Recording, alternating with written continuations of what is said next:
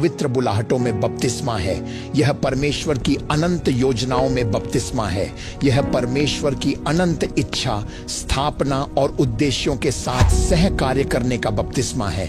आग का बपतिस्मा परमेश्वर के पवित्र विधियों के ईश्वरीय समर्पण, कॉन्सिक्रेशंस के विभिन्न आयामों में बपतिस्मा है। तो आग का बपतिस्मा एक व्यक्ति के साथ पवित्र आत्मा का एक विशेष व्यवहार है। पवित्र आत्मा परमेश्वर की हर गहरी बात का संरक्षक है। कोई भी व्यक्ति पवित्र आत्मा द्वारा कुचले जाने और उसके व्यवहार के साथ तालमेल बिठाने की इच्छा के बिना परमेश्वर की पूर्व योजनाओं को प्राप्त नहीं करता या उनमें नहीं चलता है। परमेश्वर की अनंत योजनाओं का प्रतिनिधित्व करने के योग्य होने से पहले आपको पवित्र आत्मा द्वारा सिखाया जाना चाहिए। इस बात को भूल जाइए कि मुझे बुलावा आया था और वे कलीसियाएं शुरू करके धोखा दे रहे हैं। हमारे पास हर जगह बेबीलोनियन चर्च, सांसारिक कलीसियाएं अधिक हैं जो आज हमारी दुनिया में पवित्र आत्मा द्वारा निर्देशित सच्चे मंत्रालयों की तुलना में अधिक समस्याएं पैदा कर रही हैं। कोई भी पवित्र आत्मा द्वारा सिखाए बिना परमेश्वर के किसी भी दिव्य अध्यादेश का प्रतिनिधित्व नहीं करता है। वह एक प्रतीक्षा की अवधि है, वह एक कुचले जाने की अवधि है। समर्पण, कॉन्सेक्रेशंस के ऐसे स्तर हैं जिनकी आवश्यकता होती है जो परमेश्वर की योजनाओं में चुनाव से पहले आते हैं। तो परमेश्वर चुन रहा है। पवित्र आत्मा इस मौसम के लिए परमेश्वर की अनंत योजनाओं के साथ तालमेल बिठाने के लिए राष्ट्रों में अंतिम बचे हुए लोगों, रेमनेंट्स को तैयार कर रहा है। तो प्रभु कहते हैं कि व्यक्तिगत अनुभव होंगे। पवित्र आत्मा आपके हृदय से बात करना शुरू करेगा। पवित्र आत्मा आपके जीवन के उन क्षेत्रों को उजागर करना शुरू कर देगा जिनसे आपको निपटना है। पवित्र आत्मा व्यक्तिगत रूप से आपकी आत्मा को शुद्धिकरण और समर्पण की उन परतों के बारे में कायल करना शुरू कर देगा जिनसे आपको आदर का पात्र बनने और प्रभु द्वारा उपयोग किए जाने के योग्य होने के लिए गुजरना होगा। तो यह आग का बपतिस्मा एक शर्त है। यदि आप चाहते हैं कि परमेश्वर इन अंतिम दिनों में आपका उपयोग करे, यदि आप अंत समय की सेवकाई का हिस्सा बनने की इच्छा रखते हैं, तो जाग जाइए। अपने भीतरी मनुष्य पर, अपने अंतरात्मा पर आत्मा के कार्यों को स्वीकार करें। ये कुछ ऐसा है जो हमारे अंदर चलता है। आप में से कुछ चालाक हैं, आप धोखेबाज हैं। पवित्र आत्मा आपकी इसी चालाकी से निपटना चाहता है। आप में से कुछ जोड़ तोड़ करने वाले, मैनिपुलेटिव हैं। आप में से कुछ असुरक्षित, इनसिक्योर्ड हैं। आप में से कुछ लालच, क्रोध और क्षमा न करने की भावना से भरे हैं। आप में से कुछ यौन पाप, यौन गतिविधियों और नरक की धड़कन से उठी लालसाओं से भरे हैं। परमेश्वर आपको ऐसी शैतानी इच्छाओं, अक्षमता, लालच, लोभ, जोड़ तोड़ के साथ इस्तेमाल नहीं कर सकता जहां आपका दिल शुद्ध और सरल नहीं है। बाइबल हृदय की सादगी, मसीह के हृदय, निर्दोषता के हृदय, एक बच्चे के हृदय की बात करती है। जब तक 50, 60, 45, 30, 29 वर्ष के वयस्क का दिल एक बच्चे जैसा ना हो जाए, वह इन अंतिम दिनों में परमेश्वर द्वारा इस्तेमाल नहीं किया जा सकता। मुझे परवाह नहीं है कि आप कौन हैं। आग के बपतिस्मा का एक हिस्सा आपके दिल को एक बच्चे के दिल जैसा बनाना है। जब तक वह दिल पवित्र आत्मा की आग की उपस्थिति के माध्यम से विकसित नहीं होता, तब तक परमेश्वर द्वारा आपका उपयोग नहीं किया जाएगा, क्योंकि अपराध, ऑफेंसेस आपके दिल को भ्रष्ट कर देंगे। लालच आपके दिल को भ्रष्ट कर देगा। गपशप आपके दिल को भ्रष्ट कर देगी। कलीसिया के लोगों के बीच की मुसीबतें आपके दिल को भ्रष्ट कर देंगी। आप शक्ति की तलाश करने लगते हैं। ओह, उसने ऐसा इसीलिए किया क्योंकि जैसे कि कोई मनुष्य उसे रोक सकता है जो परमेश्वर कहता है कि आप हैं। आपकी हिम्मत कैसे हुई ये सोचने की कि किसी ने आपके बारे में जो कहा वह उसे रोक सकता है जो परमेश्वर आपके लिए करने वाला है। जब किसी चमत्कार या किसी पद पर अनंत काल में आपका नाम लिखा होता है, तो कोई भी मानवीय हस्तक्षेप उसे रोक या बाधित नहीं कर सकता जो परमेश्वर के पास आपके लिए है। समस्या यह है कि आपके पास बच्चे जैसा दिल नहीं है। आपके पास वह दिल नहीं है जो पूरी तरह भरोसा करता है। एक बच्चे को एक निश्चित ऊंचाई पर खड़े होने के लिए कहें और पिताजी कहें कूदो, वह बच्चा 2 बार नहीं सोचेगा। वह बच्चा पिताजी पर कूद जाएगा, क्योंकि उसे यह भरोसा है कि पिताजी मुझसे प्यार करते हैं और पिताजी मुझे फर्श पर गिरने नहीं देंगे। क्या आप मुझे सुन रहे हैं? वह एक बच्चे का दिल है। एक बच्चे के दिल में कोई पूर्व धारणा नहीं होती है। एक बच्चे का दिल शुद्ध, पवित्र और निष्कलंक होता है। और यही वह चीज है जो पवित्र आत्मा की आग हमारे जीवन में लाएगी, जहां हम परमेश्वर पर पूरी तरह भरोसा कर रहे हैं और कोई भ्रष्टाचार नहीं, नरक के गड्ढे से कोई घुसपैठ नहीं। और पवित्र आत्मा, पवित्रीकरण का बपतिस्मा, पहला बपतिस्मा धर्मी ठहराए जाने, जस्टिफिकेशन का बपतिस्मा था, जो हमारे अंदर धार्मिकता का उपहार लाया। यह कार्यों के बिना अनुग्रह से है। जब आपका नया जन्म हुआ तो आपने मसीह के पुनरुत्थान के द्वारा धर्मी ठहराए जाने से धार्मिकता का उपहार प्राप्त किया। आपने यीशु मसीह के पुनरुत्थान में अपना विश्वास रखा, जिसने आपको परमेश्वर की दृष्टि में धर्मी ठहराया, और उस औचित्य ने आपको धार्मिकता का उपहार दिया।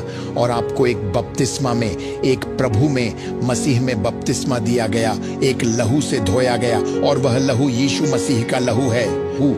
लेकिन अगला बपतिस्मा है, उस बपतिस्मा को आग का बपतिस्मा कहा जाता है। यह खुद को बदलने के लिए सौंपने का बपतिस्मा है। अपनी पुरानी विचारधाराओं को त्यागना, अपने पुराने दर्शनों को त्यागना, अपने जीवन के पुराने तरीकों को त्यागना, अपने शरीर, अपने दिमाग, अपने विचारों, अपनी कल्पनाओं, अपने दिल को मसीह के अधिकार में लाना। और इस प्रकार का परिवर्तन चुनौतीपूर्ण हो सकता है, और इसीलिए बाइबल इसे आग कहती है। तो जिसे हम पवित्रीकरण का बपतिस्मा कहते हैं, वह शुद्धिकरण का बपतिस्मा है, हमारे कार्यों से शुद्ध होने का, हमारी वासनाओं, लालच, धोखे, जीवन के अपवित्र तरीकों से शुद्ध होना। आग का बपतिस्मा पवित्रीकरण का बपतिस्मा है।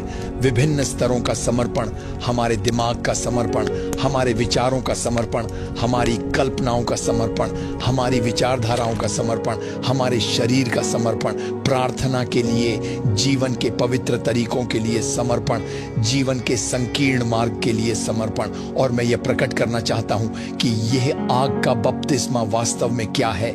यह दर्द का बपतिस्मा है, पवित्र आत्मा के साथ चलने का दर्द।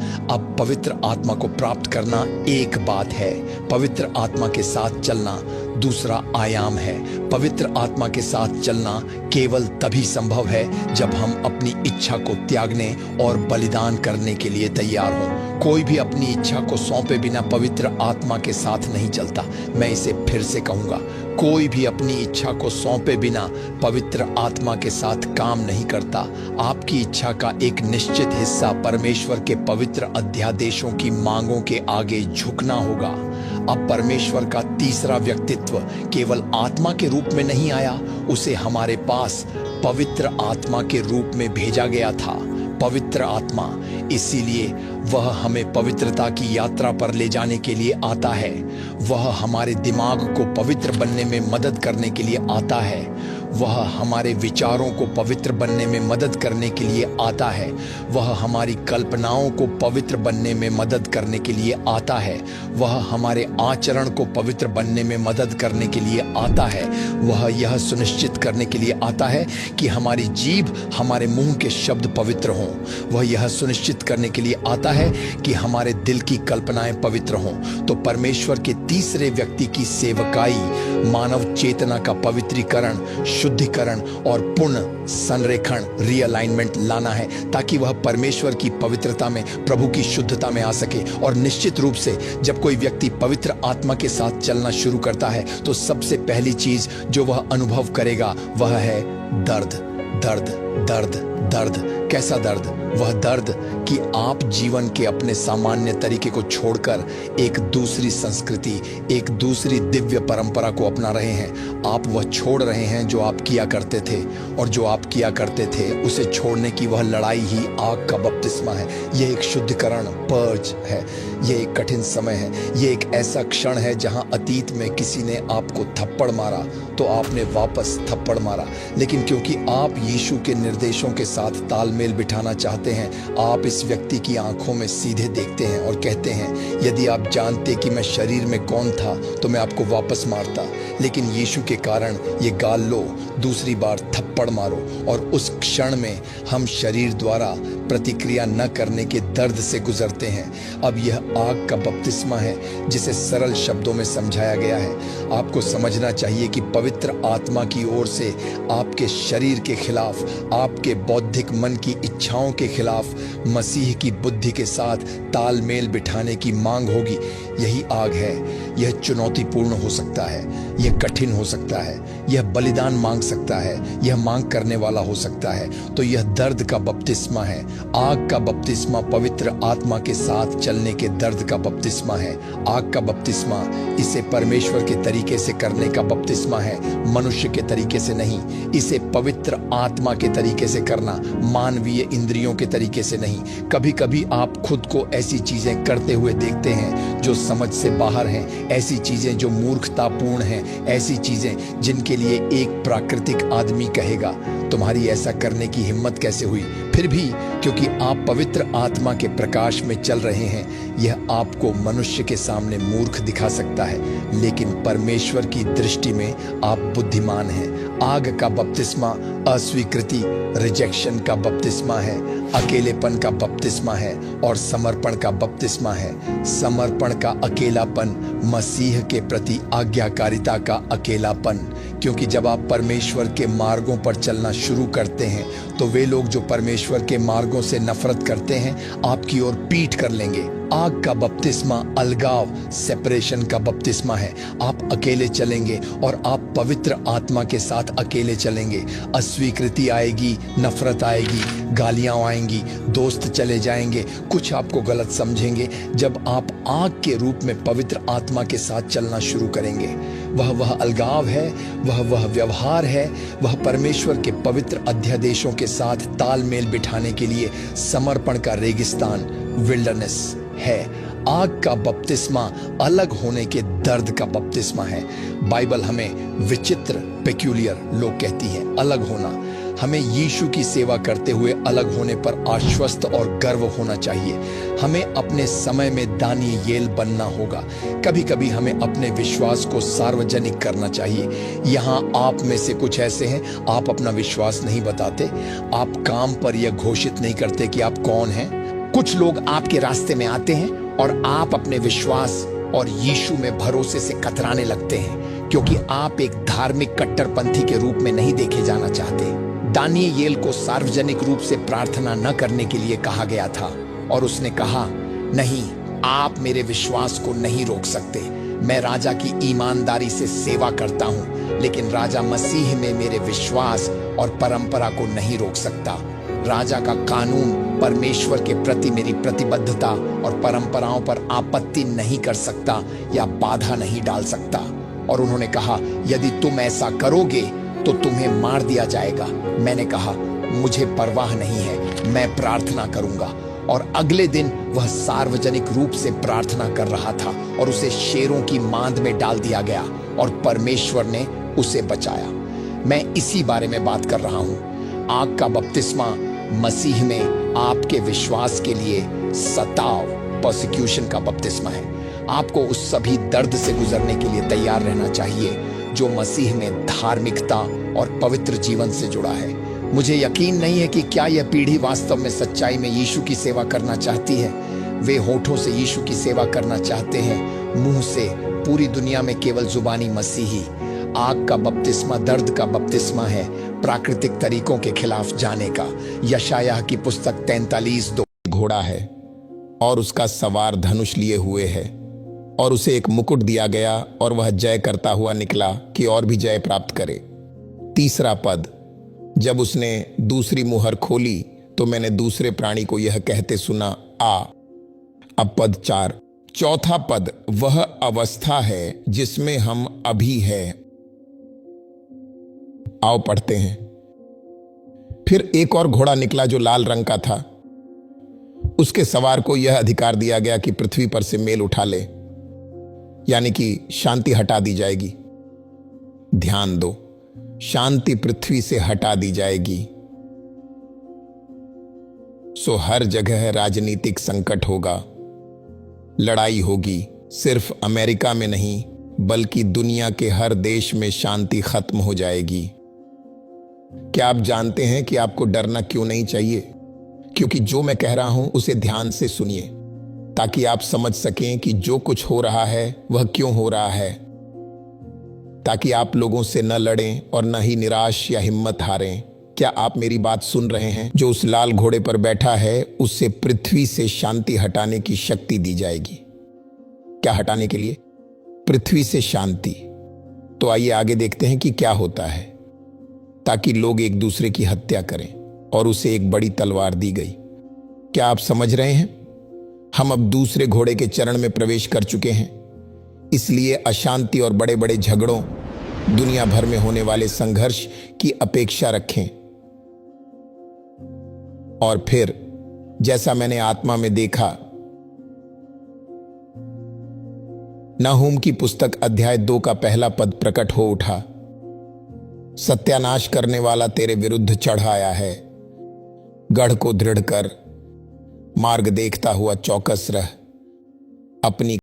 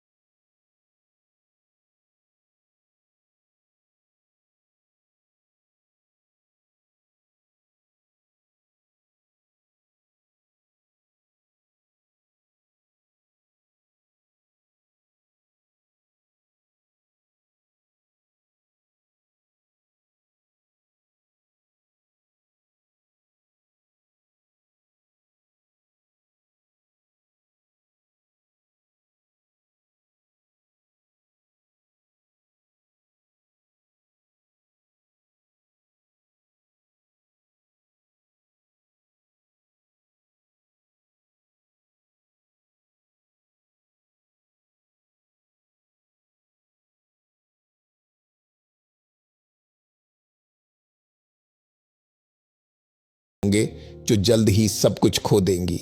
लेकिन यदि आपका भरोसा और विश्वास के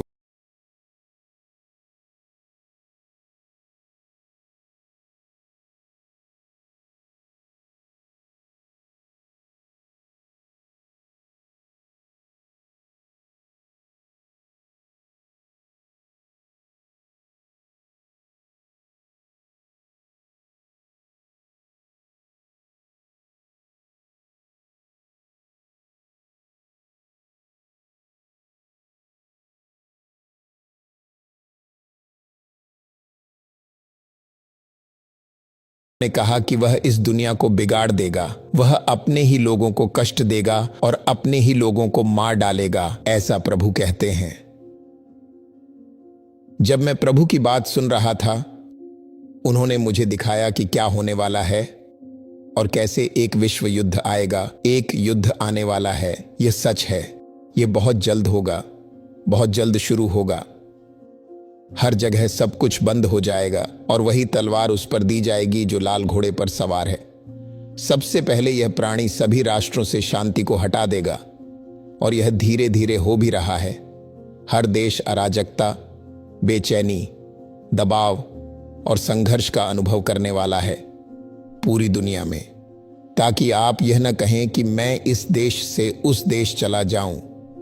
आप में से बहुत लोग एक देश से दूसरे देश भागने की कोशिश कर रहे हैं। नहीं, आप कहीं भाग नहीं पाएंगे, कहीं भी सुरक्षित नहीं है। सिर्फ एक ही स्थान सुरक्षित है, यीशु। हाँ, यीशु। क्योंकि जो संकट आने वाला है वह सभी राष्ट्रों में फैल जाएगा। जब यह संघर्ष दुनिया के हर देश तक पहुंच जाएगा, तब एक वैश्विक युद्ध होगा। तलवार आएगी और फिर भोजन की कमी होगी, सुरक्षा की भी कमी होगी। हाँ, सुरक्षा हटा ली जाएगी। मनुष्य एक बहुत ही भयानक समय से गुजरेंगे। लेकिन जो बात मेरे हृदय को दुख देती है वह यह है कि कलीसिया बहुत निराश होगी, क्योंकि रैप्चर नहीं होगा। और उसके बाद कलीसिया के अधिकतर लोग मेरे पास आएंगे। वे मुझसे प्रेम करेंगे और मेरी सुनेंगे। मेरी बात याद रखना।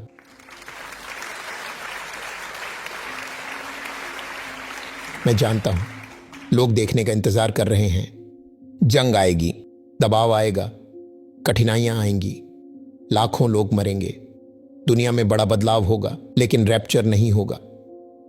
परमेश्वर ने मुझे तुमसे यह कहने को कहा, तैयार हो जाओ, अपने आप को मजबूत करो, लेकिन स्वर्गदूत आपकी मदद के लिए प्रकट होंगे। जो लोग पूरे मन से परमेश्वर को खोजते हैं उनके लिए ज्योति का एक वस्त्र होगा और परमेश्वर के आयामों से दिव्य दर्शन और भेंट होगी। क्या आप मेरी बात सुन रहे हैं? मैं उन लोगों की बात नहीं कर रहा जो किसी पास्टर जॉन से जुड़े हैं। नो, मैं उन लोगों की बात कर रहा हूं जो मसीह से जुड़े हैं।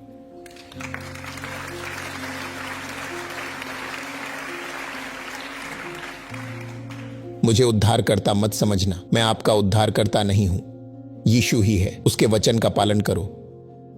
क्या आप मेरी बात सुन रहे हैं? उसके वचन का पालन करो, केवल यीशु मसीह।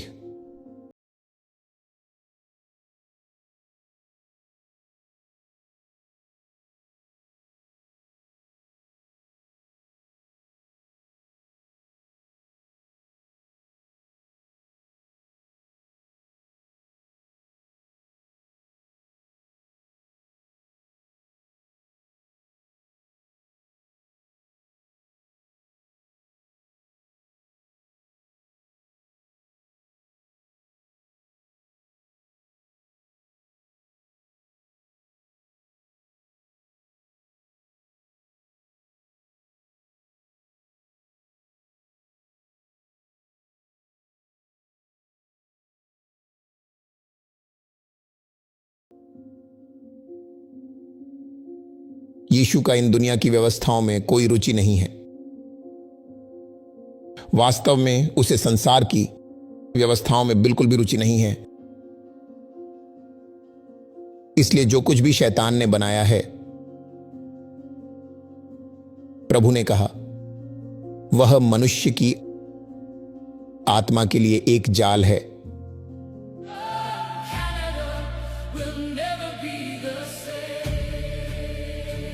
There is war in the atmosphere, a sound of prayer.